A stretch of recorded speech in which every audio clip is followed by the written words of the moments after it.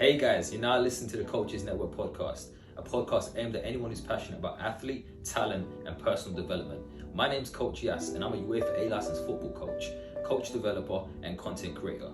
I'll be sitting down with a range of guests to discuss their journeys, their life lessons, and how you can make an impact. Enjoy. Episode of the Coaches Network. I'm CoachYas, and today I'm joined by my co-host as usual. Ben, just let the listeners know a bit about yourself. UEFA, Masters of Sports Coaching. I'm currently coaching the Captain Academy. And just woken up. Today we're joined by a very special guest today, Marc McLaren. Marc is the lead under-11s coach at Wolverhampton Wanderers. Welcome, Marc. How are you today, mate? Yeah, I'm good, thank you. An honour to join you this morning to have a nice little discussion. I hope everyone's good, and I'm looking forward to it. Perfect. Marc, we're not gonna waste any time. We'll get straight into it. Just want to go for the listeners and for ourselves. Just tell us a bit about where your coaching journey started. It's always hard to place exactly the moment, but I think that growing up, I always knew going into college and university that I wanted to work with young people. Just had a passion from it from early. So coming through college, that's when I did my FA level 1. Coming to the end of that my college course, and then got to university, which didn't go as originally planned. I only lasted my first year. Really, studying wasn't for me, but so I came out and actually went into the world of work. But at this time, I was still playing football, so coaching wasn't really on the forefront of my mind. I was still playing at a good semi-pro-ish level. So it wasn't really on the forefront of my mind, but I started to get working in schools, working with young people, and that's where it kicked off. I was working as a teaching assistant and then a mentor. I got qualification as a learning mentor, and then in one of the schools I was working in, one of the PE members of staff who knew I played asked me if I wanted to take control of one of the teams. I think it was the year 7 team at the time, and I was like, yeah, happy to do it, happy to get out on the pitch, and didn't really have much experience at the time, but just threw myself in, and that's where I started to really get the passion for it. And then I found that a lot of the young people that I worked with in terms of learning, I was able to connect with them even more so on the sports field. So that kind of sent me in that direction. I did that for a couple of years. I changed schools, did it again at a new school, and then I decided I think this is something I want to pursue as a career, which we know is very, very difficult in the UK, especially probably as a black coach. It's difficult, but it was something that I've really thought, okay, I think I can do this. I wasn't playing then at this point, so I decided to give it a go, and I guess we'll get into the rest of it, but the rest is history after that point. And just in regards to what made you to make that transition, and were you still playing when you were coaching at that point? Yeah, so in the beginning, I was still playing. When I was coaching in the schools, I was still playing. So I probably stopped playing probably around about 23, 24, which when I look back on it now is far too early. It's far too early. I had a couple of injuries. Years ago, but, say again? Early 2 years ago, right? Exactly. I've done so much in the last 2 years. But but I guess I decided. I made that transition because I wanted to stay in the game, and like I say, I always had this passion to working with young people and helping young people develop. I think originally, if I go way back, I wanted to be a PE teacher, but I think when I got a little bit older, or speak about it, it became less attractive to me. I felt like there was a lot of admin, and I'm actually finding out there's still a lot of admin involved in football coaching in an academy system. But PE teaching became less attractive. But then I went full circle and went off that path, and then found myself come back to it. And then so it wasn't too much of a difficult transition. I was still working within the game, and I was linking up linking up passions, really linking up my passion for football, also linking up my passion for wanting to work with young people. So, and just in regards to that, like, so when you were just like finishing off playing, did you see like a difference in the way that you like saw the game, like as a coach and as a player at that point there? Like, did you see that, like, you know, once you, I know the level 1 and level 2, like some may deem it basic, but like, it's, like I feel like it's like the brilliant basic sort of thing. So like looking a bit more about the way you're passing the ball, the way you're receiving and striking the ball and stuff like that. I think in the beginning you find that it's not as easy as, you know, coaching's not an easy thing, man. Like, as you guys know, it's not just a case of I can do it, so therefore I can show you how to do it. You know, you find over the years, and as you develop as a coach, you know, finding those ways to connect with your players and really getting those messages across of how they should do it is quite difficult, but that comes with the learning. And that, yeah, like I say, that's the learning of becoming a coach. So yeah, messaging and just patience. So, you know, and I really start to get an understanding of probably why top players don't really make top coaches, because they've probably got a really kind of low level of patience, because they could just do it naturally. So when you're working with young kids, as a top player then? No. I was saying I'm not a top player, so therefore I can hopefully become a top coach. See, I've got a little bit more patience because I've probably struggled to pick up those skills myself. But I do get that. I do get that, you know, have a better understanding, because you need to have patience in coaching. You know, kids, particularly young children, are not going to pick up what you want quick. Some will pick it up straight away. Fantastic, cool. I can move on. But some need more time. So that's transition in itself, to understand that, you know, that patience is needed for them to get those messages across and them to really nail what you're trying to get through to them. So. And just on that, you know, you touched there a little bit earlier about, you know, thinking about you ending your playing career a little bit too early.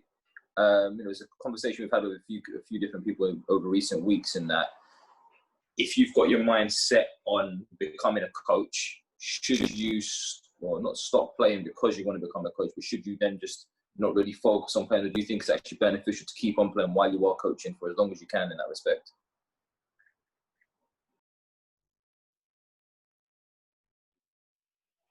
Yeah, I honestly believe that you should play the game for as long as you can.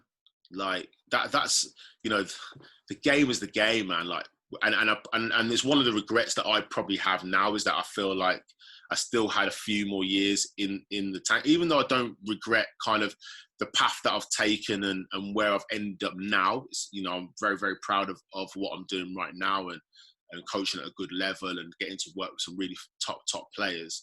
The game is the game, and I find myself missing it. I find myself envious of the players that I'm working with, because at the end of the day, they're the ones that get to cross that white line. They're the ones that really go and get to experience the game, and that's what it's all about. And I see a lot of young people. I see a lot of young people at my club, what I work at. I look at them and I think, why are you not playing, man? Why you dedicate yourself to this area of the game so early? You've got so many years to do this in the future. I feel like, man, you should still be kicking the ball, man, and enjoying that part, and then therefore your experiences then will be greater to bring into the coaching side.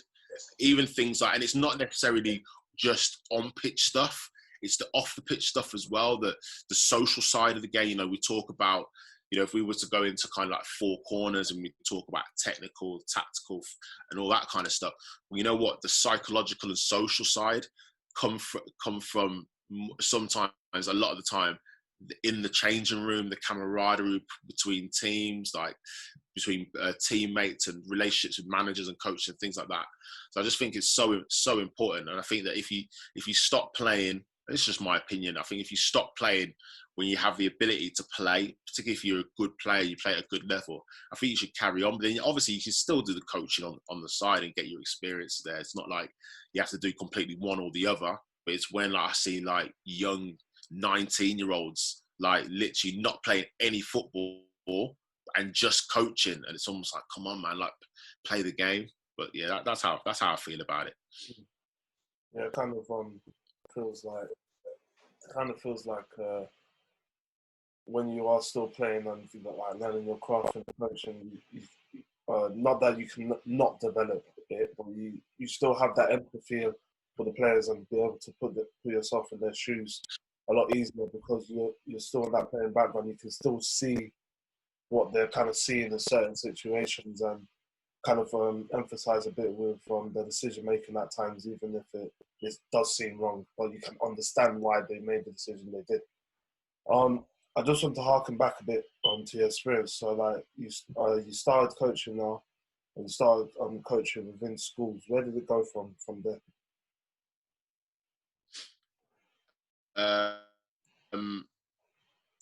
So like I said, I was coaching in a local school in Wednesbury at the same time, and then I had to go and do my UEFA B.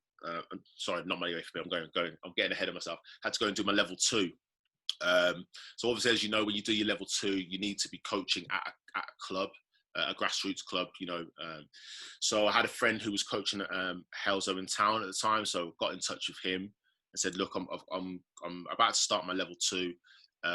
Can I come down and do some sessions and he said, yeah, come down. So I did that, and then ended up just joining them for the rest of, and it was the Wolverhampton Town under 18s in the Midlands Floodlit League up here in the Midlands. So it's a good level. It's a good level of football. It's probably the next tier down from being in an academy. So that was a fantastic experience for me, with a couple of really, really good coaches, and it turned out it would end up being a title-winning season as well, which was brilliant. And obviously, I was doing that alongside my job. I was still coaching the team at the school that I was working at. But then I decided, as I said, okay, I think this is something that I really want to do. And for years, I always thought about going over to the United States to do some coaching. That comes from when I was 18 and 19, I went and did Camp America. I'm sure you guys have come across Camp America. And I just went out there for a couple of summers. Wasn't doing football. I was actually coaching tennis, which is weird. They kind of have a list of roles that you can do. And I was like, yeah, I can hit the ball. I'll be the tennis coach. It's mad. But so I did that. So then I had a friend who had worked for a company called Challenger Sports years before, and he'd always recommend it to me. He always said, oh yeah, this is really cool, British coaching company that operate over in the United States. You can go over there. And I just thought to myself, for me to really get on pitch experience, of putting cones down every single day and being on the grass every single day, you can't really do that here. In the UK, I can't really think of anywhere unless you were actually working for a coaching company or you were working in an academy. There's no real opportunity to put down cones. So I, at the end of that academic year, I think I was around about 26, 25 at the time. At the end of the academic year, I decided to leave that job and I applied to go to America, and the plan was to go there for 6 months. So I went for the summer season, and that was brilliant, man. Honestly, wow, the rain's coming down. Yeah, like I say, I was down there, I was over there, I was putting cones down every single day, working with a range of abilities, boys and girls, some really good players, some players that had literally never kicked a ball in their life. But the main thing for me was I was on the grass every day, putting down cones, putting together sessions. And don't get me wrong, all of it wasn't quality. Some of it was a lot of babysitting. if I'm being honest with you, like, you know. But then some of the camps were really good, where I felt like I could really, you know, really explore my coaching. And then if I add up the hours, you know, a camp would be generally between 3 and 6 hours a day. So let's say a camp 3 hours a day, 5 days. So literally for that week, I'm coaching 15 hours is the most I've ever coached in a week. And I did that for a summer. At the end of that, I ended up, they offered me what was called a CCT, which is basically an opportunity to go and work with a club. So I ended up in a town called Hastings, Michigan. Hastings in Michigan. And I worked for Hastings FC. And I worked with them for their kind of spring season, which was about 2.5 months, just working with 4 of their squads, a couple of girls teams, a couple of boys teams. So I was getting that experience as well, of working those different dynamics, and had a brilliant time, brilliant time. Won a couple of league titles, which is always nice. But it was still coaching basics. It was still coaching, because a lot of these teams, they're being coached by kind of dads that might have played a bit of soccer when there was in college or in high school, and then their son or daughter plays for the team, so they decide to pick up the mantle. So going there, just teaching the basics. But you know, it was actually, for them, it was like that's what they needed. They needed just the basics of playing a game of football and how it looks and how it differs from the sports that they're used to. Like, you know, I found that I remember one of the first games we played, and I'm coaching the players to kind of, you know, if you can't go forwards, we can pass it sideways, we can pass it back, and we can try and retain the ball, retain possession. Mm. I remember one of the parents shouting, you know, you go in the wrong way. Like, it's almost in their mentality is, we got to get the ball into the end zone. We got to get the ball into the area where the goal is as quick as possible. And I remember having to have a word with that parent afterwards and saying, look, you know, there's a way we can do this. It doesn't have to be like a direct kick into the goal area, you know. So just coaching those basics.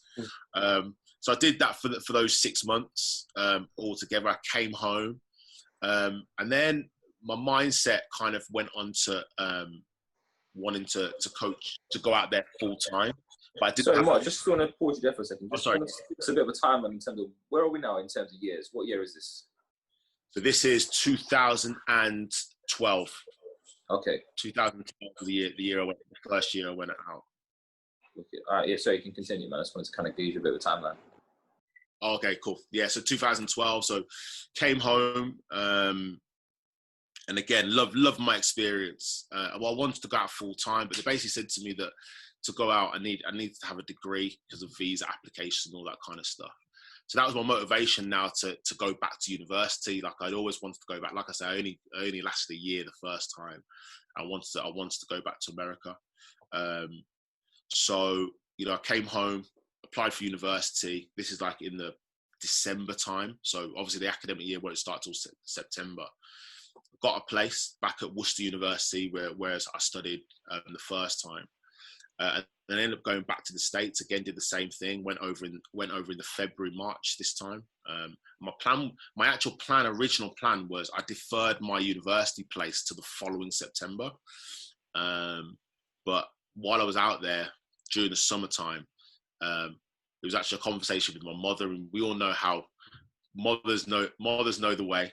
They know the best way. And I was like stubborn. I was like, no, I want to stay here for another 9 months. I want to do another season, blah, blah. And she was like, Mark, just come home. Just get yourself back to university. Just do it now. Like, why delay any longer?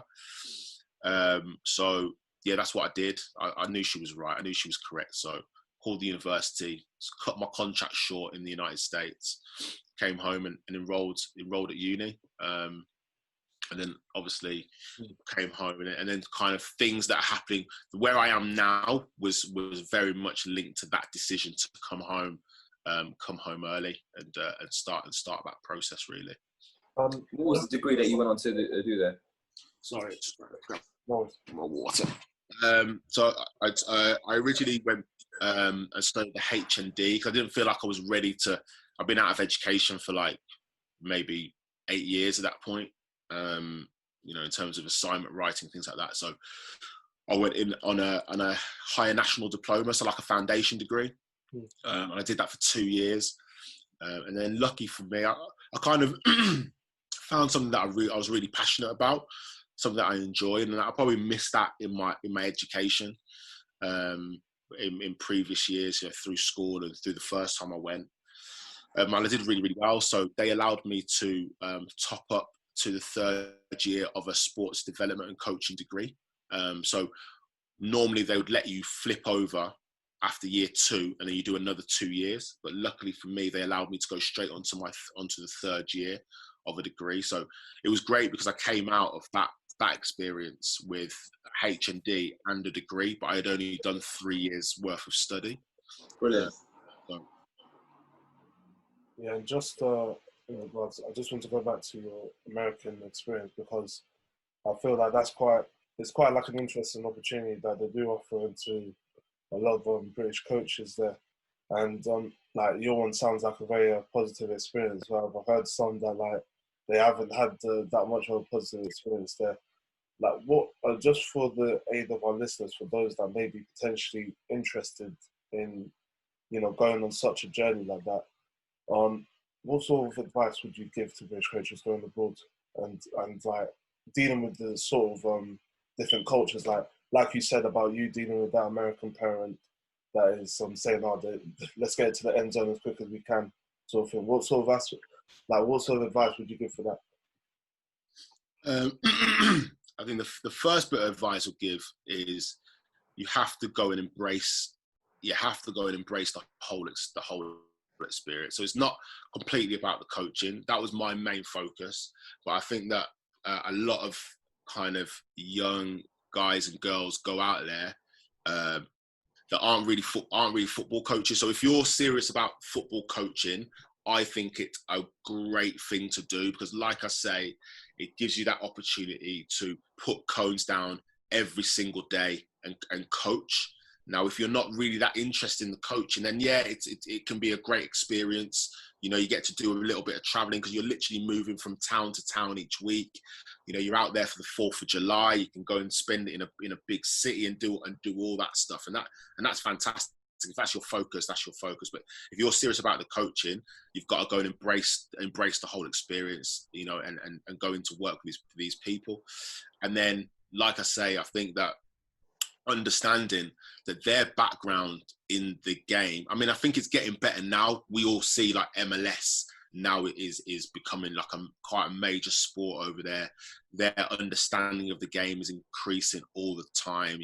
Players are playing, and I think a lot of that has got to do with their contact sports like American football. Less young people are taking part in American football. That's like proven, and more people are taking up soccer now because it's a less impacted sport in terms of concussion and things like that.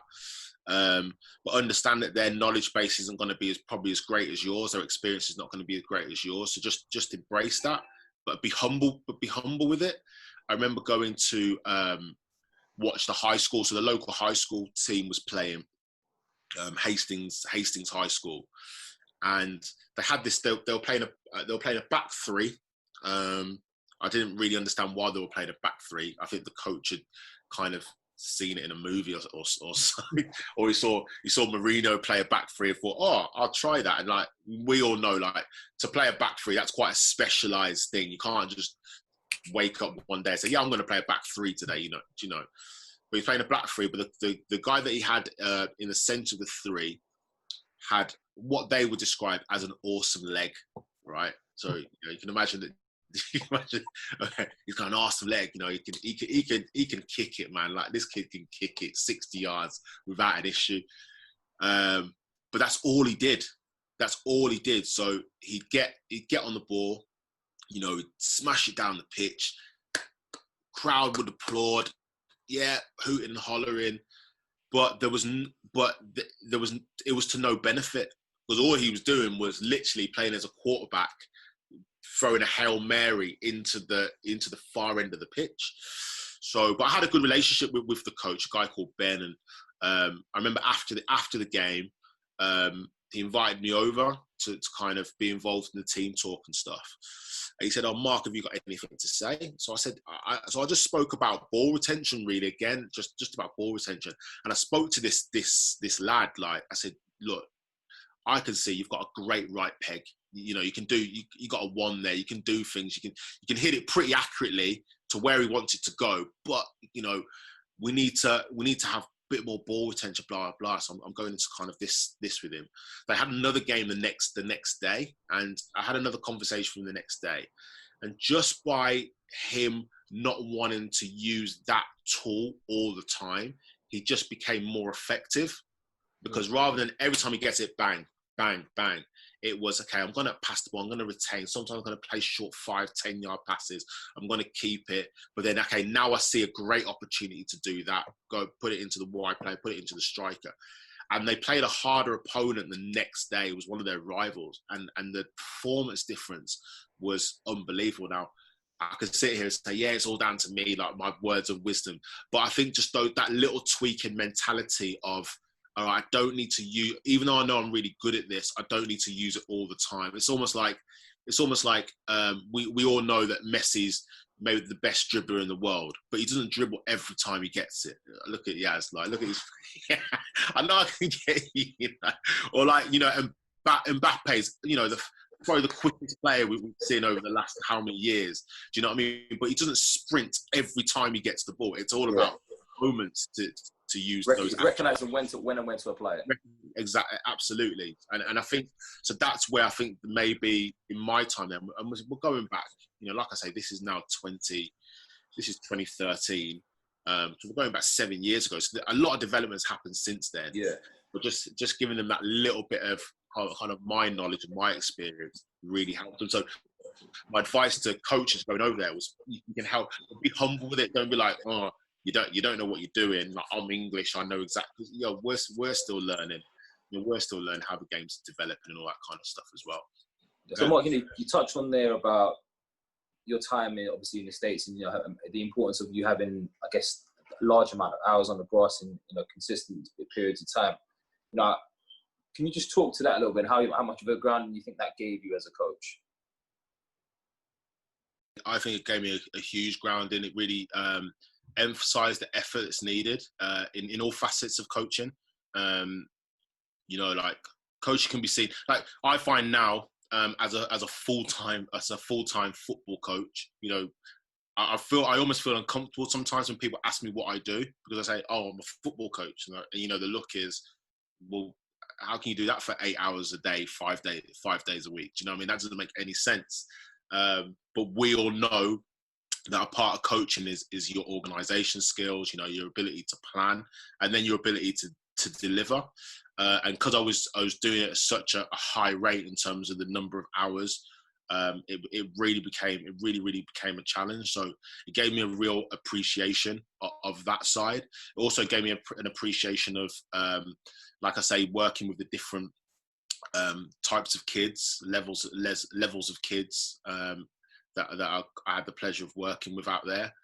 So going from kind of complete novices, you know, kicking with the toe, can't trap a bag of sand, you know, like to some pretty half decent players who were like, okay, I can really get into you here. I can really start to really stretch you a little bit, because I can see that you can do bits. So just working with that range, and I think that's a part of that is a reason now that I have such an appreciation for coaching within an academy, because I know that, you know, these kids can really, really play.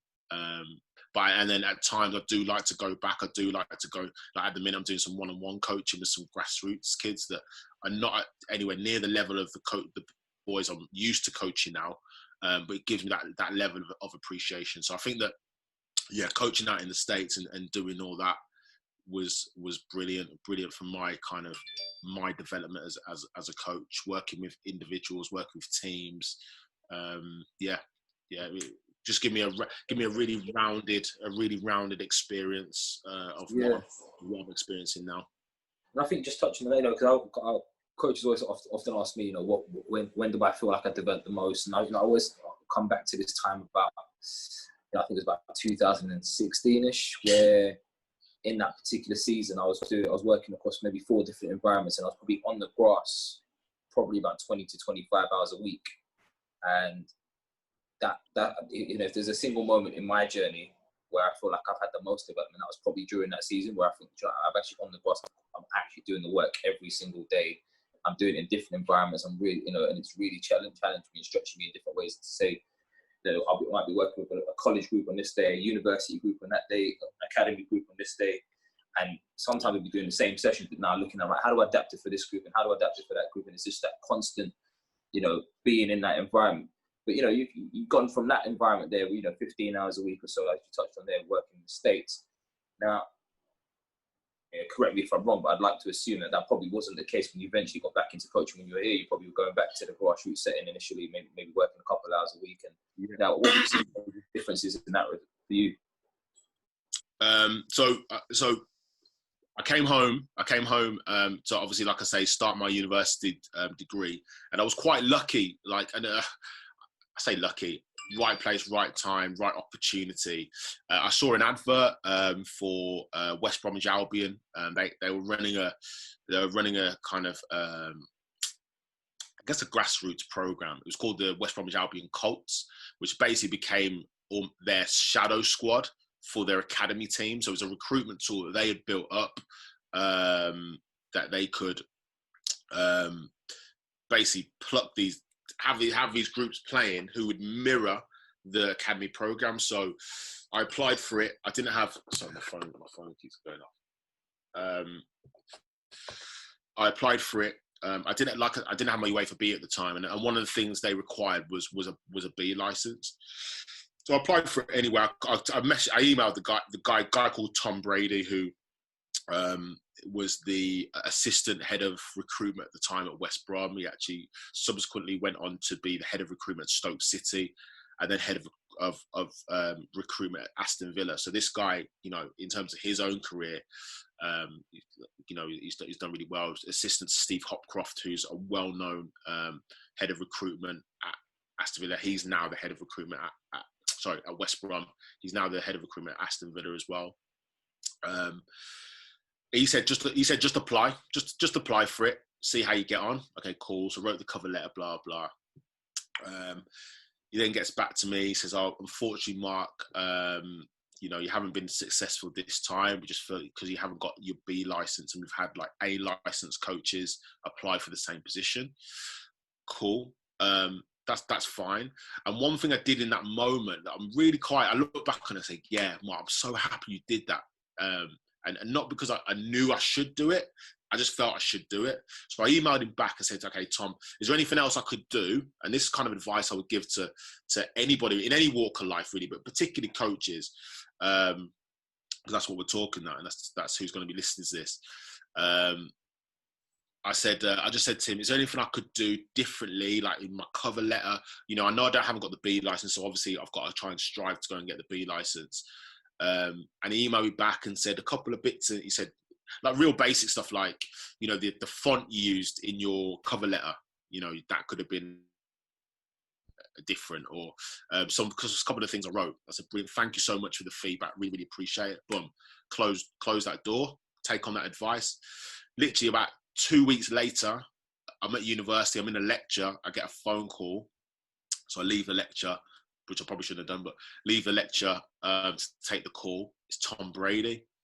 Hi, Mark. Basically, a position's opened up. I really love the fact that you were so open to receiving feedback, even though you didn't get the position. I said, oh, yeah, cool. Like, really appreciate it. So a position's come up. I would like to invite you in. Bam. Head's like kind of blown. I'm thinking, wow. Okay, so I think I left the lecture, actually. I was so excited. I didn't even go back to the lecture. I went and got my bags. And I got in my car and I drove. There was a session that night. Drove down to West Bromwich Albion Academy. And then kind of that's really how where I am now really, really started, because now I'm working I'm not working in the academy. I'm working in what's called the Colts, but it was run like the academy. It was a complete shadow. So literally the sessions that the academy coaches are doing, they're giving us the same sessions. The standard of players I'm working with, are good players. So these players have been recruited for this shadow squad. Then they become a recruitment tool for West Brom to pluck and put in. And what's great now is there's actually 3 players. There's 3 players in the current West Brom under 23s that I coached as under 13s, 14s in the Colts. So it was a really, really good tool. So that was my first experience. But going back to your question, obviously the hours completely dropped. So I was coaching. I think we did 2 sessions a week, and then a game on the weekend. So yes, that I had to adapt to that. But then again, I think that probably made me then even more determined to make sure that when I'm delivering my sessions, they're as good as they can be, because I haven't got that much time. And also, I'm trying to impress. The players are trying to impress coaches to get an opportunity to get a trial in the academy. I'm trying to impress coaches and recruitment staff to get myself into the academy as well. So that was a big drop off in hours, but a big step up in quality. And I really felt like I really started to move in the right direction. And then after that, I kind of just trying to get as much experience as I could. So after a while, I asked if I could start to shadow the academy staff in some sessions and some games at the weekend to see how that worked. Lucky for me, in my second year of uni, we had to do a placement. So West Brom were kind enough to allow me to do my placement there. So once a week on a under 15, 16 school release day, I'd go in and shadow the staff I wouldn't deliver anything. And I probably wouldn't feel comfortable to deliver anything at that point, but just to shadow them, see how they structured their sessions, and you talk about players like, when I look back on it now, it's amazing, like Tyler Roberts, who plays for Leeds United now, he was in those sessions. Kane Wilson was, I think he might be the youngest player to play for West Brom now, but he was in those sessions. Jonathan Lecco, who's people know, who played in the Premier League for West Brom. I think it's at Bristol City now, maybe, or something like that. He was in those sessions. So like that for me, like seeing those players and really kind of got my fuels going, like, this year, man, this is what I want to do. I want to be working with these boys. Do you know what I mean? But it was a great experience, and just watching those coaches was brilliant. Like, some of those coaches now have really moved on to some great things. Mike Scott, who was he was head of the youth development phase. Now he's like head of coaching at Derby County now. So even just watching those coaches and watching their development, where they've gone now, I think I was in a really, really good place. And like I say, just taking advantage of opportunities that I had at that time to help myself develop personally. I think it's interesting you just mentioned that. We literally just interviewed Mike Scott on Monday, actually. Okay. Telling us about his journey, actually, and how he felt that West Brom at that time was just a fantastic environment to be in, with all the coaches and people I had around at the time, the likes of Dan Ashworth, Aaron Danks, and, just to name a couple there. But definitely, obviously West Brom seemed to have been doing something like this. You've had your time now at West Brom. You've gone into essentially, the Colts, which is, it sounds like almost a branch of a development centre of some sort. Where did the journey evolve from there then? So got to, I think must have been halfway through my second year of uni. Like I said, I've just done my placement stuff with West Brom, and then an opportunity came up at Wolves to go into there. It was a pre-academy job. A friend of mine was working there. He just let me know, Mark, there's a pre-academy job. Now the role at West Brom, I'd been there for about a year and a half, or approaching a year and a half now. Was an unpaid. It's just a voluntary role, so we got expenses, which was fine. And I remember having a conversation with Mark Naylor, who was he worked his way all the way through, goalkeeper coach, worked his way all the way through the academy. I remember having a really rich conversation with him, where he spoke about, to get in, Mark, you have to be willing to do this job for free. You have to, I find now, I see a lot of coaches or hear of a lot of coaches that, you know, they're just chasing the money. It's kind of like, no, that's not what this is about. You have to show that you're willing to do this for free. And that's what I did. You know, I worked hard. I was there every session. You know, I was shadowing. I was doing things on my own time, spending my own petrol money, things like that, which was fine. You know, I'm saying it now. I wasn't even thinking about it like that at the time. You know, it was just do. You just do it at the time. But then an opportunity came up, you know, to get a paid role. So I interviewed for Wolverhampton Wanderers, and yeah, I got in. They offered me a role in their pre-academy. So I came in as the lead of the under 8s, and those under 8s now they're going into the under 14 season, which is amazing. It's crazy how quick the years go by. You see these little people, and now like they're, you know, that you can imagine these boys are big guys now. Do you know what I mean? But yeah, came in as their under 8s coach, which is a great experience. And what was the biggest difference now was I've gone from Halesoe in Town, where I was coaching under 18s.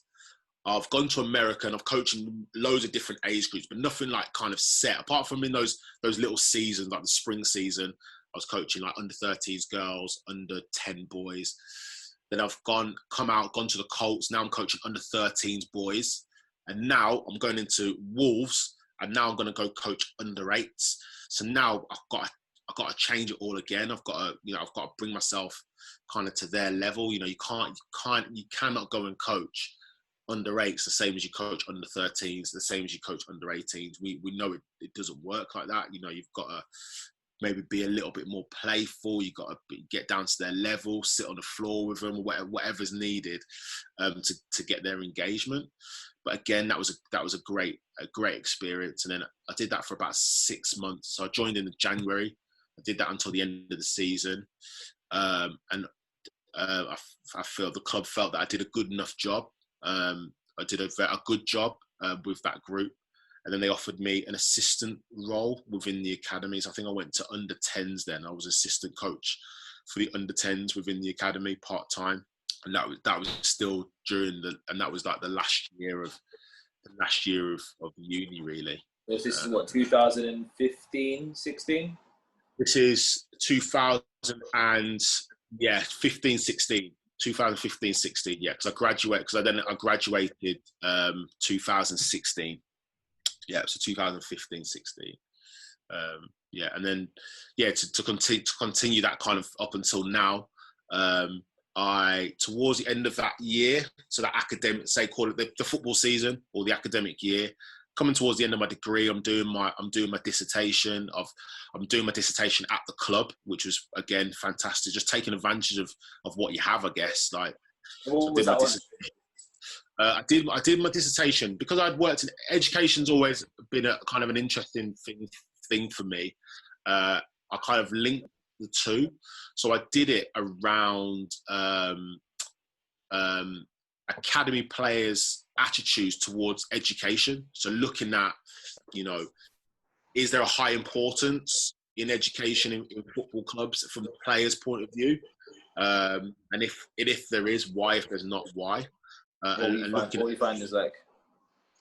I found that actually football clubs probably need to do more to because, you know, there's this blank one size fits all kind of at the time. I know it's changing now, but there's this one size fits all kind of BTEC national diploma that they make all the players do when they become under 18s, which doesn't really sit right with me, because I think if you've got a boy that's intelligent enough and organised enough to do A levels, then I think you should go and do A levels. I don't think you should be just told to go and do this because at the same time these boys are told that you've got this much chance of actually becoming a professional footballer.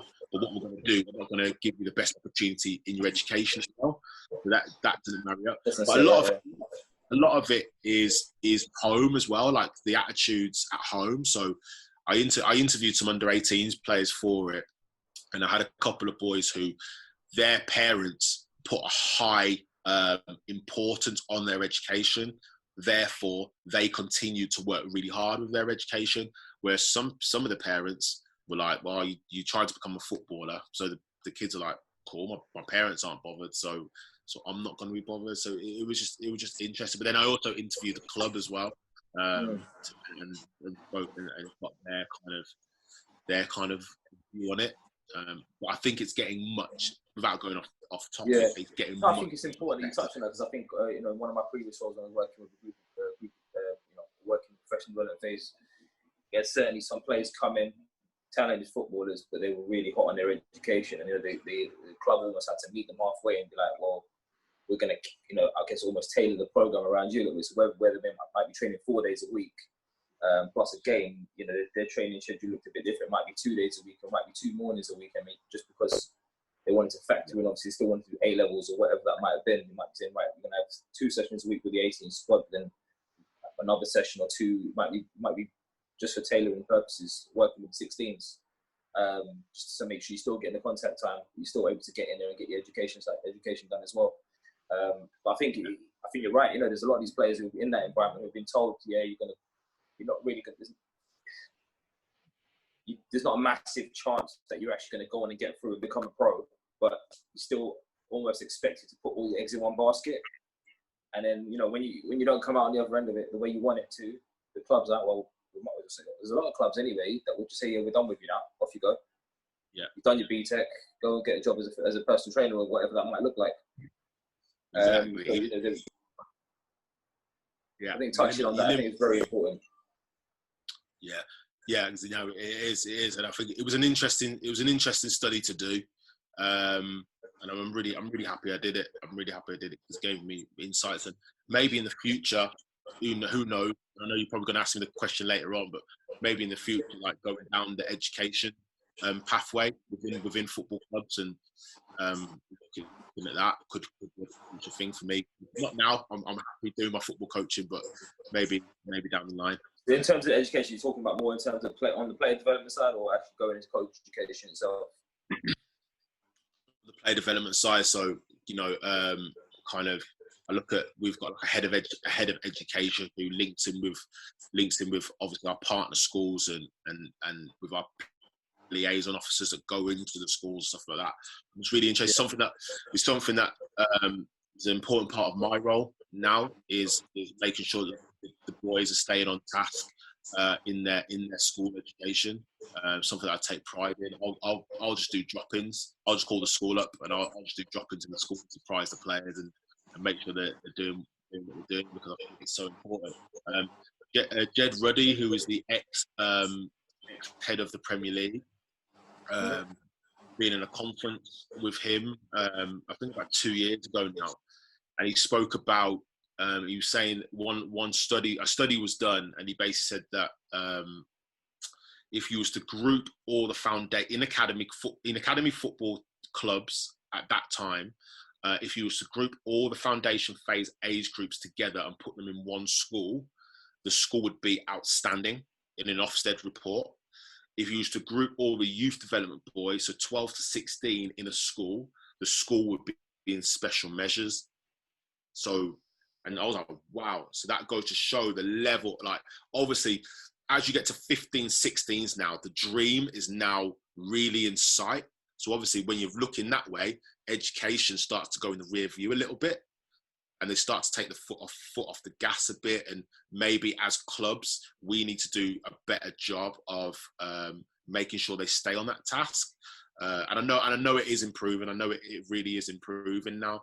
But you read a lot of studies. I remember when I studied for my dissertation, you read a lot kind of attitudes towards education, and a lot of the things you read were like, back in the day, football clubs would be like, you need to focus. You need to give this 100%. You need to focus on your football.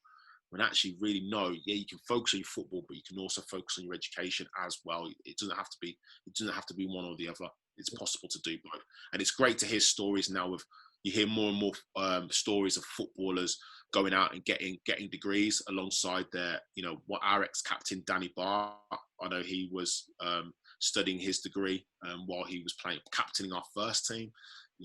Things like that. So those are fantastic stories. But I think was it Ben Watson up in Sunderland? And I think he got like a first class degree. I can't remember what exactly he was studying, But we need to see more of those stories. I feel so. I think there's a lot of players out there doing it, but it doesn't get the headlines. And I feel like those headlines need to come out more to inspire young, budding, potential football players. Say, okay, I can be a footballer, but I can also get an education, really build my future beyond football. And it's a fantastic sort of journey that you've had up to this point here. But you touched on it a bit earlier about the struggles that you anticipated facing being a coach that is black. I don't like saying black coach because it's like you're not a sort of special category. You just happen to be black and be a coach, sort of thing. So, like, what sort of did you anticipate facing, or what did you face anything particularly in your when you're like applying for roles and stuff like that in the past? Honestly, no, and I think the reason for that, particularly at Wolves, I mean, like, first of all, at West Brom, Tom Brady didn't know what I looked like, so and by my name, like I know that we're in the middle of it now, aren't we? Having this conversation, and we know that for example, Ben, I'll use you as example. If you sent in a CV and someone sees your name, they know you're a black guy. In my case, probably not. So I didn't really face that. And then also when I went to Wolves, Wolves environment's amazing, and we've got a great mix of coaches there already. We've got quite a few black coaches there already, so I didn't really face that. And I do always say that I've been a beneficiary of kind of these initiatives that have been put in place. So I was lucky enough to meet Brendan Batson on a youth mod. I think it was like the Youth Mod 1. I think it was a Youth Mod 2, and Brendan, legend of West Bromwich Albion, now got, well, at the time was working for the FA, and he started this kind of this BME initiative for anyone who wanted to get onto the whatever qualification it was, whether it was level 2 UEFA B. So I applied for it because I had this relationship with him. I applied for it and managed to get it. So I had help in funding my UEFA B qualification, which was amazing. And then also to kind of complete kind of the story in terms of my journey up until now, when I was coming towards the end of my degree, after my dissertation, the club approached me and said, "Okay, what are your plans? What are your plans for when you finish?" And I was like, "Well, I'm gonna have to go and get a job, because coaching a part-time at Wolves is not gonna financially. I'm not gonna have the financial stability that I'm gonna need. So I'm gonna have to do something alongside it." And they said, "Well, an opportunity's come along through the a course called the ECAS, the Elite Coach Apprenticeship Scheme. And a part of that is that they've opened up 6 spots for 3 BME coaches and 3 female coaches. So the BME Female Initiative, they called it. So I had to interview. I had to go through the whole process. It wasn't given. I had to go through the whole process. I had to go down to the Premier League offices down in London. I had to present in front of a panel of people, like my own coaching philosophy. I literally had 5 minutes to present my coaching philosophy, which is just crazy. So I managed to do that. Then I had a 45-minute interview in front of this panel, and I managed to get on it. And a part of that was it gave me a full-time role at a club that was willing to have me, I guess. So Wolves were already said that they wanted to use this initiative. So that gave me my full-time role. And then I was on a course then. So I was on another 2-year, basically another 2-year H&D, but through the Premier League. But I guess the challenges that I faced, and I spoke about this the other day actually, the challenge that I feel like I continually face feel like I have to justify the reason why these initiatives are in place, because you have to explain, okay, look, there's not enough representation of black and Asian coaches within the game of football, that there's really not. So therefore, that's been recognised, and it's been recognised by the FA, by the Premier League, and therefore they're putting these initiatives to try and give people more opportunities. Now, they're not just giving it me. I've not just knocked on the door and they've said, you're a black coach. Let me give you funding, or let me just give you a job. Like, I've done a good enough job at Wolves in the previous year and a half that I was there, for Wolves to trust that actually, you know what, Mark is a coach that we would trust in our building full time. Let's take advantage of this opportunity to get him in. The way it works is kind of split down the middle between the Premier League and the football club. So in terms of the salary, but yeah, and I'm coming to the end of my 4 years now. Actually, my 4 years ends in like the next few days. Actually, funnily enough, so it's a 4-year contract. And then just on that, Mark, that experience itself, you talk about that initiative that Brendan Batson put in place. Funnily enough, when back in 2012, I think it was when the initiative initially launched. I'm not sure if you was on that first call. I was actually on the first cohort for the whole initiative. And the battle that I've often faced is, but you've been given a bursary, but actually, I still need to be good enough to get through the qualification. And I think that's the bit that goes amiss sometimes. It's like, you talk about the ECAS initiative. Unfortunately, I went through that process as well. Managed to get to the final stage, but I just couldn't find a club at the end of the day, unfortunately. But in itself, you're right. We touched on it. We were talking about this in the midst of everything that's going on right now, especially with the Black Lives Matter movement and everything like that. It's that aspect of, just because I've been given this support does not mean I'm not as good or even better than some of the other people who've already been given access to the opportunities. And I think that's the key thing that people need to kind of remember. I think, especially, I'm going to generalize now, speaking as ethnic coaches in particular. Yeah. And I'm sure you might have faced this before. I know Ben may have too. It's that, you've only got to this point because you've got this support. Well, actually, no. The support has just helped me along the journey a little bit, by maybe providing whether it's a financial aspect to it, or whether it's just exposing or giving me a platform to be more exposed. But I still need to be good enough to get through that process. But obviously the flip side of that on the up is, some people might be now looking at these initiatives and saying, we need to partake in these and we need to tick boxes here. Now I've brought in this Rooney rule for the Football League clubs in particular. So I think the challenge there, and I'm sure there's going to be a lot of coaches, but certainly from ethnic backgrounds listening to this, wanting to maybe take away some sort of key insights and hopefully some advice from what they can do on their own journeys. And I think something that you said a few minutes ago is, you still had to put in some good work in the year and a half before they actually approached you and said, Mark, would you consider this, or is this something you'd be interested in? And go back even further, you've got to be willing to do this for free. And it's, in order to do that, you really need to be passionate about it. So I think no matter what avenue you want to go down, if you've got that passion, you've got that dedication, saying that this is what I want to do, this is what I want to achieve, eventually you hope that the right opportunity will come along, as it has for you with Hawks, for instance. But also, I think within that, it's not feeling, as you touched on there, having to justify why these initiatives are in place. Now, I'm a bit split on some of these initiatives, if I'm honest. I feel like they've got the good intentions behind them, but are they actually going to benefit the greater community? Because I feel like, as I've said, some people will just look at, you've only got to this stage, you've only got this B license, or you've got this A license, or you've got your advanced youth award, or you've got this ECAS because of the initiative, not because of anything else. So they kind of write you off before you even get an opportunity to demonstrate what you can and can't do. Exactly. And you're absolutely right. And I think, going back to the initial question, the challenge has been,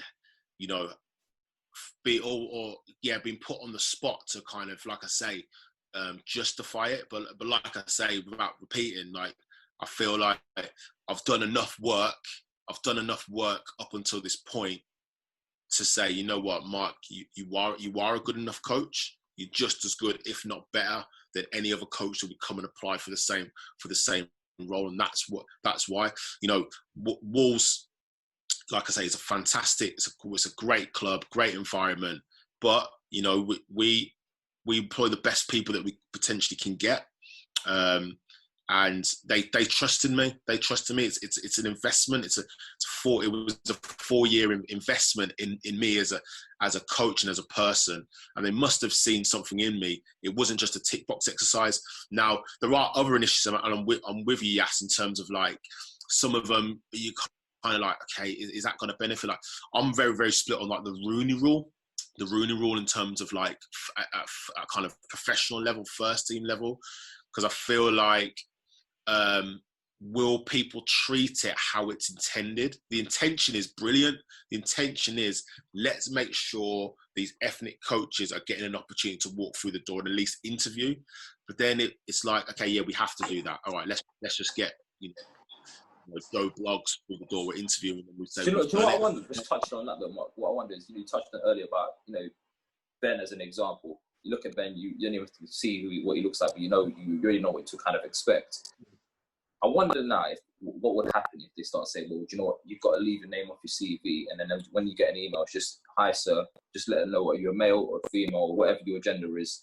Hi sir, you've been invited in, based on your CV and nothing else. I wonder what would happen then. That's a great point. Yes, that's a point, because the fact of the matter is, people have biases, and that's what we're learning even more. That people have ingrained deep biases.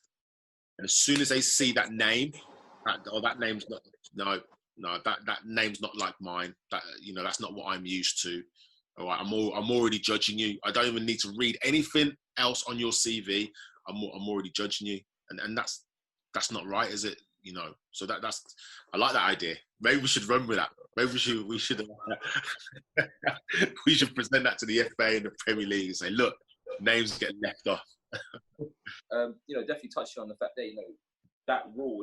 Imagine if they did change the rule in that way, and we could just apply for jobs without having to worry about what they're going to think of our name. And as we know, people tend to, I guess, hire and recruit those who maybe they can resonate with, and considered like themselves in a sense.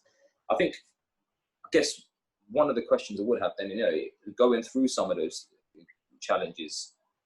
You obviously talk about it, Wolves giving you that chance, but you then also touched on that frustration of having to sometimes justify some of these initiatives. Can you just talk to that a little bit in terms of how you feel, and when you do have to do that, and what kind of in what kind of context you actually have to justify that? People are maybe opposing certain questions to you, or so a couple of times, a few times, I found myself literally sitting in rooms with people, and it's generally like, I remember at the end of, I think it's the first year of my ECAS, and you always sit and you have like a debrief, like the year's finished, we're gonna have a little debrief about the year, the pros, the cons, what they've always split into 3 areas, kind of, what do we do well, what can we do better, what are we going to keep on doing, or whatever it was. And then one of the questions was around the initiative. And then I just felt like, even though the question was approached to the room, but it felt like it was to me and my mate Kabina, who's a coach at Reading. It felt like it was directed at us. And then it just had these other coaches who I get on with, just kind of questioning, using phrases like, we got to make sure that they're good enough, the good, like questioning that. And I'm like, no, that's what they are. That's what they are. We're not, like I said before, we're not sitting here because we just so happen to be coaches who are black. They've seen us on the street and said, oh, do you fancy taking part in the ECAS, and we're going to pay you X amount per year and going to give you a full-time position at football. Do you know what the craziest thing about it is though, Mark? Is that is literally how it comes across. Yeah. It's literally, just thinking about your experience there with the ECAS, and I guess there's other coaches having a discussion around it, and you feeling like it's directed at you. I remember quite similarly when I did my A license a few years back. It was a similar discussion. There was no insight as to whether or how certain, ethnic coaches on that course got on the course. But obviously, because of all the initiatives that were in place, they were, I think the FA were making a more conscious effort to try and allow some allocated spaces similar to what you've discussed there on the ECAS to be directed towards maybe the BAME. And I remember one particular coach, he was so, I guess, convinced by his thoughts in that he didn't believe there was an underrepresentation of people outside the white community. And it was just flabbergasting. And it's just like I don't know, I couldn't believe it, but sorry to cut you there. It just kind of resonated with me in that I've been in a similar situation. I hear you, and I like what you said there in terms of like he's so convinced by his own thoughts that he can't see outside it. All you got to do is look at the game. I mean, in America, they kind of took the lead in terms of going back to like the Rooney Rule and stuff, because you've got leagues there like the NBA and the NFL who are literally dominated by, on the playing staff. You're talking 70% of the playing staff are African American. That term. Yeah. And what's interesting as well about that is, we were having a chat with, I think it was Chris Ramsey that mentioned it the other day, that the Rooney Rule came into place obviously in the States, and within 4 months it was enforced. Over here, it's been a discussion, an ongoing discussion, where it took the best part of maybe 5-6 years before it finally got enforced. And even then, now it's just, is it just a token gesture? Well, let's get in, let's tick that box and do what we're doing anyway. Do you know what I mean? Yeah. But the funny thing is, on the flip side of the Rooney Rule, is I saw something the other day, because I follow like NFL, and saying the Rooney Rule came in, I don't know how many years ago, but still now in the NFL, there's still the same number of black head coaches in the NFL from when the Rooney Rule started, back. So is it making a difference? Well, off that evidence, probably not, but it's something that it's something that they've tried. It's something that they've tried. But yeah, here, that I look at, and it's very similar. Like, don't get me wrong, we haven't got the Premier League is at 70% black, in terms of the playing staff. But there's a high number of black players, so there's got to be some sort of correlation on the coaching staff as well, and we're just not seeing that. And we are. It is getting better. It is getting better, but I think we still got a ways to go, because I look at our club now. We're getting more and more young ethnic boys, African boys, Caribbean boys, and white boys, and it's we've got a great mix of. I look at our club, I'm so proud now, because our playing staff in terms of our academy kids is such a mix and blend, and we've got the same on our staff as well. And I think that's why it works. It works so well. Whereas there's other clubs, I see a lot of. I won't name any clubs, but I see a lot of. Black boys on their playing staff, on their academy boys, but I don't see the same representation on their staff, and I question that. I really do question that, and say, okay, are you best support? And it's not saying a black coach can best support a black player. That's absolutely not what we're saying. But I think by having that ethnic diversity on your staff, I think you can support all your boys better. I really do. I agree. It's like you need that mix, and like it's to help the players as well.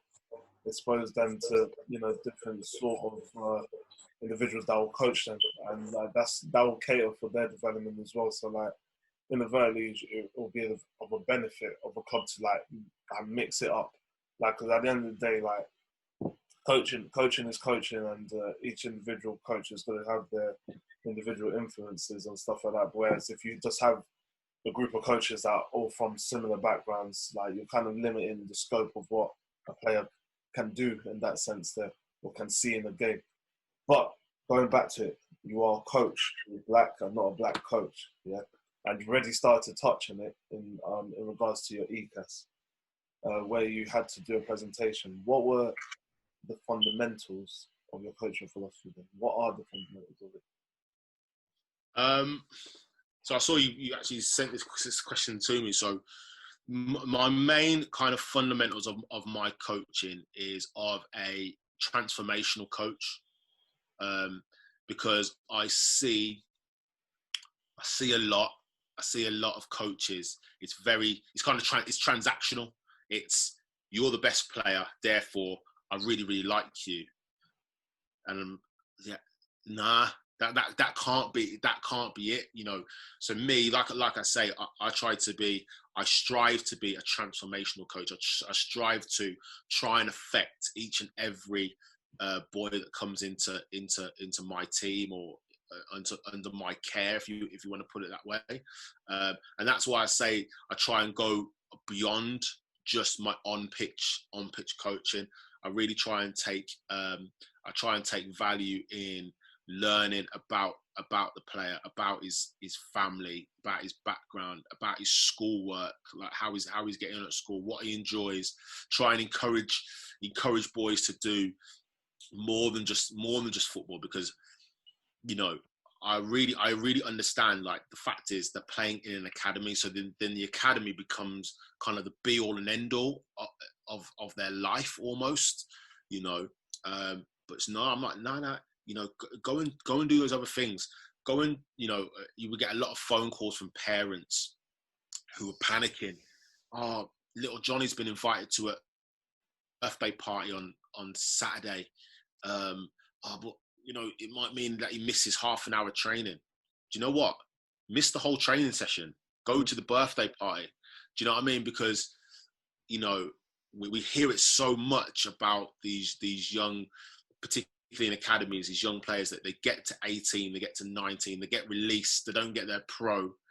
Then they look back on it and think, wow, I dedicated all my childhood to that, and I've not got anything at the end. And I'm quite conscious of that. So when these opportunities come up for them to do something a little bit different, because we know it's not every week. It might be 1 week out of every 10, or 1 week out of every 15 weeks. It might happen twice a season where an opportunity comes up for them to go and do something. Go and do it. Go and do it. Go and enjoy it. You know, go and be a child. You're not a professional right now. You don't have to dedicate absolutely everything to this. So that's kind of like my basis of my kind of. I hope that answers the question, really. You're probably more going down more of a technical, tactical side, maybe. But I feel like as a baseline, just making sure that I'm supporting all my players, no matter whether they're the best players in the group or the worst players in the group, and giving them all an opportunity, really, and giving them all that same, like, care and attention.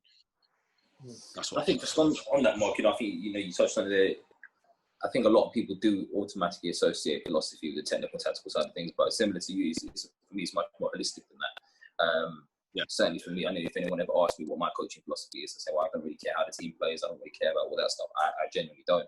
I'm more interested in, you know, I often refer to myself, if anyone asks me a question, I refer to myself as a coach of the why.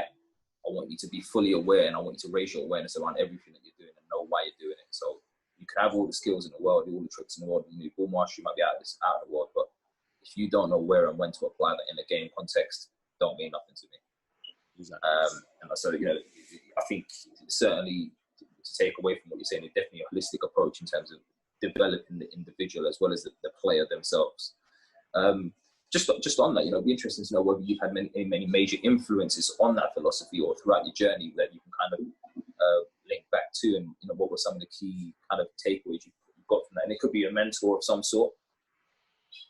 So honestly, my biggest one was I had a teacher back in school, Mr. Aldred, and so basically, one thing that surprises people about me a little bit is I actually went to a private school, a boarding school when I was young. So I went to this school from when I was like 4. So it's like a nursery kind of vibe. And then when I got to year 3, I actually I was a boarder, so I stayed there 4 nights a week or 5 nights a week. And this teacher, so okay, first of all, this school was predominantly white, and you know when, you know, as ethnic people, you know, we always talk about, when was the first time you realised you were black? Do you know what I mean? Like that sort of oh shit, you know, I'm different. Pardon my language. But this guy, I look back on it now, and, you know, I lived in this real blissful world. This guy took me under his wing. He was my house. He was my housemaster. So he was basically my in school dad, almost, if you want to put it like that. But then he was my PE teacher. I was a sportsman, so I played in. Sounds like played in Harry Potter, man. Yeah, it really does. I played in all the sports teams. I played in the football team, the rugby team, the cricket team, the basketball team. I was really, really sporty. But I remember this man always made me something. And when I got to maybe year 5, years, those sorts of age, I started to realise the kind of the differences between myself and some of the boys that I kind of went to school with. Like, a lot of these boys were very affluent, come from very affluent backgrounds. I just come from a normal world. I was very lucky to go to this school, but I come from a normal working class single parent family. But mum did her best for me. Like, these kids that I went to school with were all going on like these amazing skiing trips and this, that, and the other, and amazing holidays and summers and stuff like that. And I did my little bit, but nothing in comparison. But I never felt any different when I was at school. And I look back on that, and that was largely down to this particular teacher, this particular headmaster, housemaster, he was called. So yes, I think that's had a major influence, and I think it's because of him. When I go back to the start of this conversation, when I spoke about always having this kind of desire to work with young people, it comes from him. It comes from the way he worked with me. I didn't have a father. I didn't have a male influence apart from my older brother. I have a father figure in my life growing up, so he was my male influence, and he was like an older white man who never made me feel any different to any of the other kids that were in his care at the time. So I really believe that has now kind of manifested itself into how I am now, and with my players. And no matter whether my players are black, white, whatever, I'm trying to help them the best that I can. And just on that, you touched there briefly about, I guess the impact that he's had on your life, and your passion for obviously working with young people in particular. Well, just kind of branch off a little bit further. What helps you to stay motivated and inspired to keep on being your best within that? The job, I guess the job never stops. It never stops, and actually the journey is such a long one for the boys that I want to make sure that I can keep on influencing and keep on helping them to reach their goals, reach their dreams. That really does keep me motivated.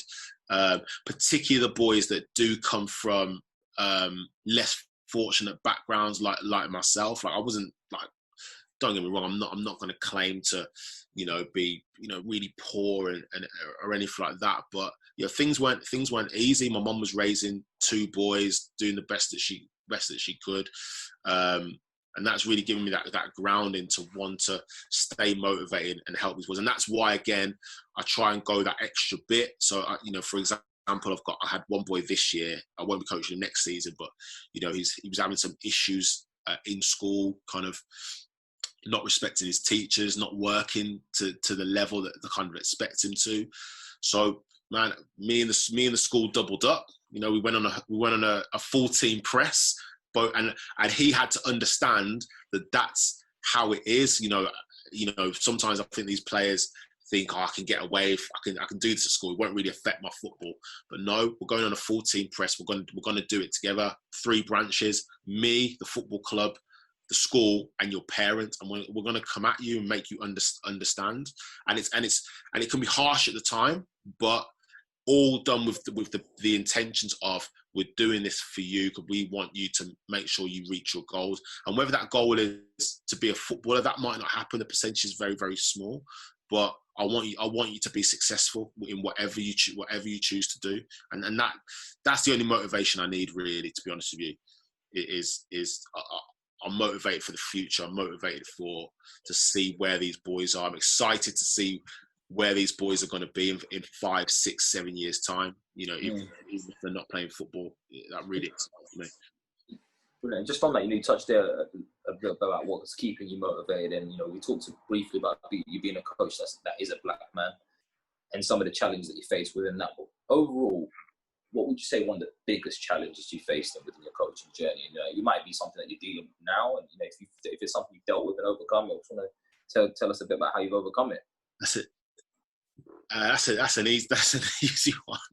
The biggest challenge, and it's got nothing to do with ethnicity or anything like that. The biggest challenge is parents.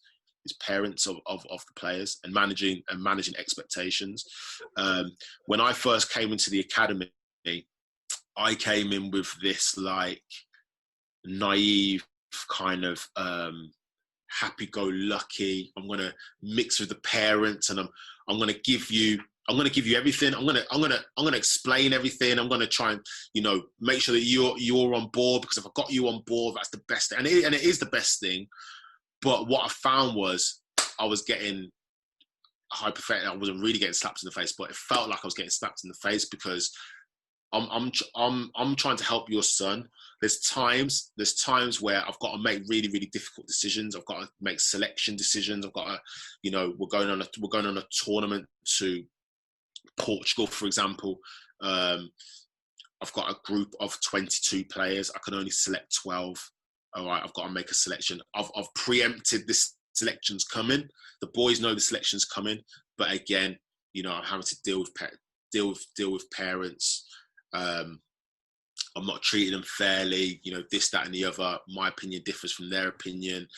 Parents talking behind my back, and slowly but surely over the years, I went the other way, where I started to close myself off completely. I was like, well, you know what? It doesn't really matter what I tell you, because you don't really care anyway. So I went completely the other way. But what I found then was that doesn't help. That doesn't help anyone. It really doesn't help anyone. So I've had to bring it back now. And I've really, really, over the last year and a half, I've really worked on that. That's been probably my biggest area of development, is regaining and maintaining those relationships, particularly with parents. But it is a challenge, because I find that parents are parents. They love their children, they want their best for their children, and generally I think parents find it difficult to see their child fail, and it's trying to explain to them that actually failure is a part of the journey.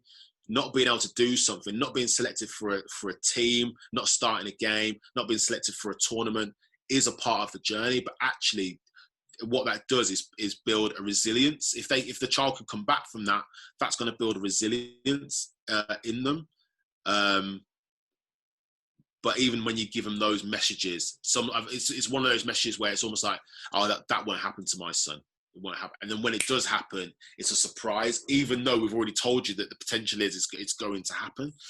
So it's a continuous battle. It's a continuous challenge, but just getting better at dealing with it, facing it head on, not hide. Like I'll just hide away. Like, just go in the office, close the door. All right, it's done now. Game's done, go home. But actually having those conversations and, is the better way. Even I think just on that, though, I think having those conversations with the parents sometimes can just settle the things.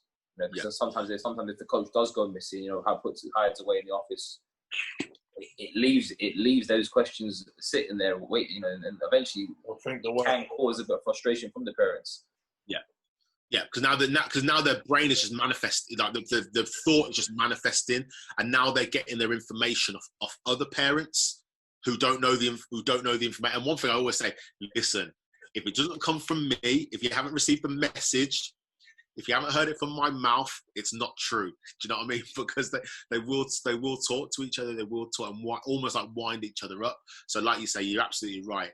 The best thing is not to hide away. You have to go and face it. You have to go in front and have those difficult conversations. They are conversations at times, but they need to be had, and I'm getting better at that.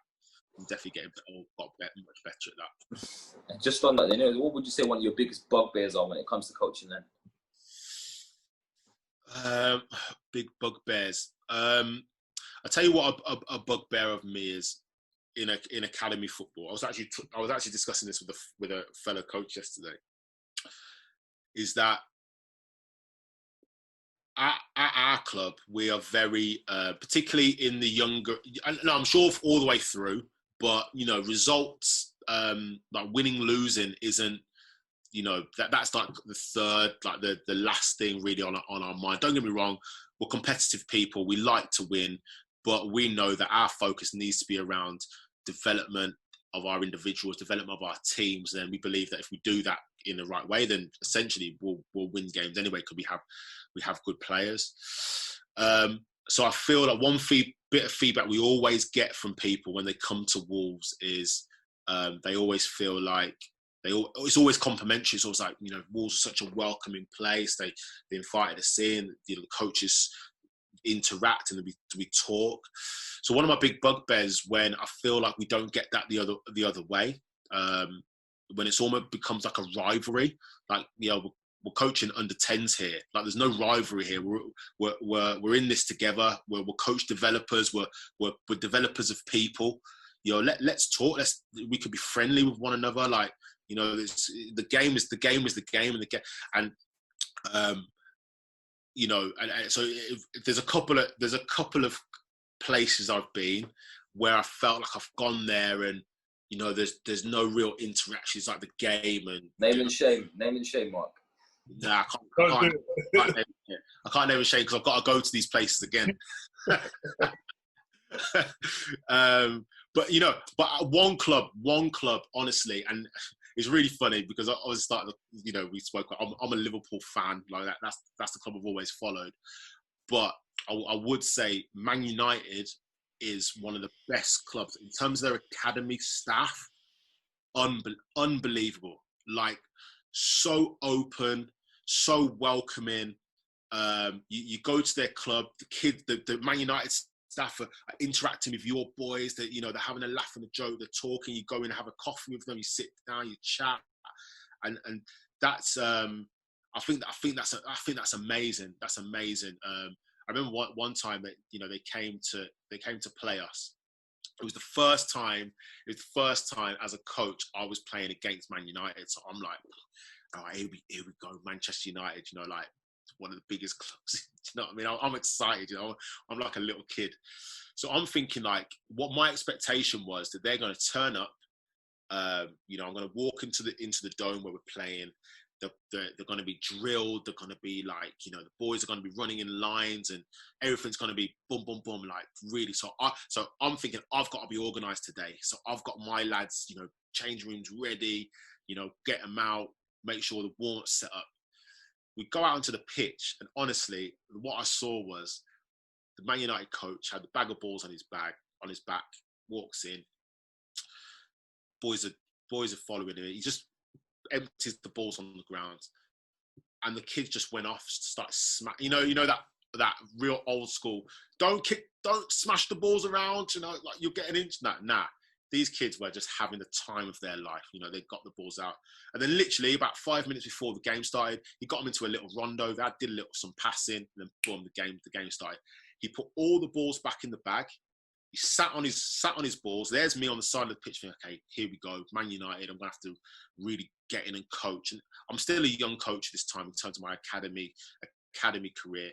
And he sat on the bag of balls, and he just sat there. He sat there for the whole game. And he just let the kids play. And I looked at that and I thought, wow, that, for me, that's completely different from my expectation. And I could see the joy. And all he did all game was, well done, Johnny, well done, Brad, well done, excellent. Try that again. All right, don't worry about that. Try it again. Do it next time. Oh, do you know what I mean? And I thought, wow, that's fantastic. And I think that's what really foundation phase coaching should look like in the most part. Yeah, there's going to be times where you need to kind of tell your kids if they're not quite doing things correctly or they need some coaching, but generally they should be out there just trying things, enjoying things. And yeah, I thought that was a real moment for me to see such a historically great club, and the coach just be like, go and play, go and enjoy it, you know. So that was a really good moment. Just on that, you know, if you now look back to when you first got into coaching, you've gone out to Camp America, or you better yet, you've done a bit of work in the schools even while you were playing. So back to 23, 2 years ago now, right? If you had an opportunity to go back and speak to yourself then, with knowing what you know now, what would one key message be for yourself? Reflect. Reflect more. Reflect on what you did. I probably went through a lot of those years and those sessions. I was doing them and that was great, but I wasn't really thinking about the outcomes. The outcome. It was like, yeah, I've done the session, I've delivered the session. All right, move on to the next one now. Actually reflect to say, okay, I think that worked really, really well. That didn't work so well. How would I change it next time? That's probably one thing that I took off my ECAS. ECAS, a lot of it was around self-awareness and self-reflection. So I would definitely encourage young people, if I could go back and talk to myself and say, Mark, reflect more, think about what you're doing more. How could you be more effective rather than just delivering sessions for the session's sake? And the hour and a half's done. All right, that's done now. We're moving on to the next one. Really delve deeper into what you're doing. And if you've gone on such a nice journey and a varied journey, where you've started coaching in schools, you've done the grassroots, America, West Bromwich, Albion, now at Wolves, and you already started to touch on it a bit earlier. What is next for Marc McLaren? In the immediate for me, just complete my advanced youth award, which I should have done already. To be honest with you, I've been a little bit lazy with that, but complete that. That'll be finished soon. And then the next step would be my A license. Now, I probably could have done the A license already, but to be honest with you, it's not been a priority, and simply because of the age groups that I've been working with, and I've not wanted the temptation, I think, for coaches that work in the foundation phase age groups is to move up as quickly as possible, get to youth development phase, get through that, get to the professional development phase. Or actually for me, and I probably got this on the way from talking to different people, is actually becoming an expert in the area that you're working in. So I've been really happy to stay where I am. I've coached under 8s, I've coached 9s, 10s, 11s, do a little bit with the 12. The 11s and 12s are based pretty much the same. They train together, and then do a little bit in the youth development phase. But I've been happy to try and master and become the best foundation phase coach that I can be. But at the same time, I do have ambitions of eventually moving up and getting back to the 11v11 game, which I haven't coached the 11v11 game really. I've done a little bits with my under 11s and 12s, but not on a permanent basis for a long time now, since I was at the Colts. So it's been over 5 years. So actually, that has actually become out of my comfort. So 11v11 now is out of my comfort zone now. It's really, really funny. Like, I'm actually more comfortable coaching 7v7 and 9v9 because it's been such a long time. So the next step is the A license. Long term, like I say, I do have a passion for education. I think education is so important in young people and finding what they want to do. If I look at my own journey, I wasn't academically on paper strong. Like, I didn't get great GCSE results. I dropped out of uni after a year. But I actually put that down to the fact that I just wasn't doing something that I was passionate about, because I went back to uni at 27, graduated at 30, and come out with a first class degree. Well, I totally relate to that. When I was 19, 18, I went to uni, left after the first year as well. And I find myself 10 years on. I've now gone back to uni and I'm doing a master's. There you go. And really about finding I went to uni. I couldn't leave. I'm from my African home. You're staying in, bro. You're staying in. Yeah. I would like to do a master's as well. I've actually just before the lockdown, I went back up to the university to speak to my tutor, my dissertation tutor, Andy. and he's keen for me to come back and do a sports coaching masters as well. So for me, I was the first male to get a degree in my family. So to go on and do a masters now would be kind of, the next level. Like, would be unbelievable. So those are things I'm thinking about and considering, definitely. And then, like I say, maybe going down that education route further down the line. Brilliant. Just as we start to wind down now, then, Mark, it'll be interested to know, if you had 60 seconds now to package a golden nugget for some of our listeners to kind of take away and hopefully maybe apply in their work. I know you've had some advice throughout this conversation already, but anything in particular you think, right, I've got 60 seconds, here's the golden nugget for you? My biggest thing, honestly, and this has come from like my last 2 years, is I think we work in an industry where it's very kind of, it's limited. It's probably very alpha male dominated in terms of, like, play football and, and sometimes we can find it difficult to be a little bit vulnerable and a little bit like put your hands up and say, I don't know. Football's a very, very opinionated area. Everyone has their own opinions of playing styles and this, that, and the other, and the best teams and the best players and how players should play and things like that. But one thing I've really kind of strived for the last kind of 2 years is I've really, really made myself vulnerable, and I've really made myself I've been happy to put my hands up and say, I don't know, I don't understand, and I need help in these areas. So, like, to go back to what I was talking about with the parents, that was a big thing for me. So I sought help. I sought help through the club. I sought help through psychologists that we work with to talk about things and them to give me training on how I can better deal with these situations. So I think my message, my golden nugget would be, don't be afraid to say you don't know, you don't understand, and don't be afraid to go and seek help, because at the end of the day, that's gonna make you better in the future. And I feel like these things that I've done over the last year or two have made me such a better person now, not just a coach, but a better person, that I'm able to connect with my players better. I feel like I'm building better relationships with my players' parents and families. I'm building better relationships with my colleagues that I'm working with, and things like that. We need to be more vulnerability. It's an uncomfortable area. But like we always say, you don't grow within your comfort zone.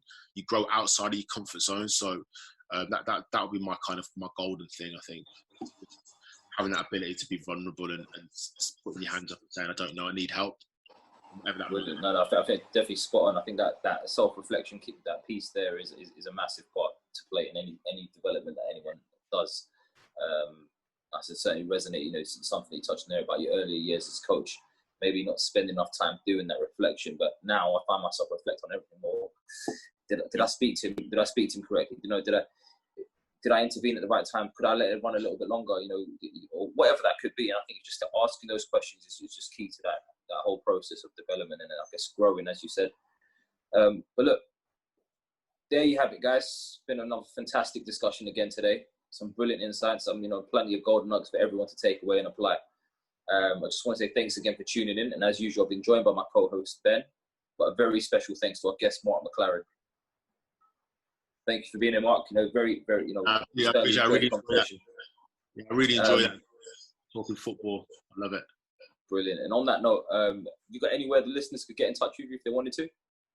Yeah. So I guess through social media. My social media handles, they're both exactly the same: Instagram and Twitter. Just my name, Marc McLaren, one word. Mark with a C, not a K. Marc McLaren. Brilliant. Well, there you have it, guys. Another episode of the Coaches Network podcast, where our aim is to bring the world of athlete, talent, and personal development together to just one platform. And you can help us with that mission right now by sharing this episode or any of your favorite episodes with everyone that you can think of. You can tag us in those mentions as well on Instagram at the Coaches Network or on Twitter at the Coaches Net. We look forward to hearing from you. Let us know what you thought about today's episode. And until next time, guys, take care.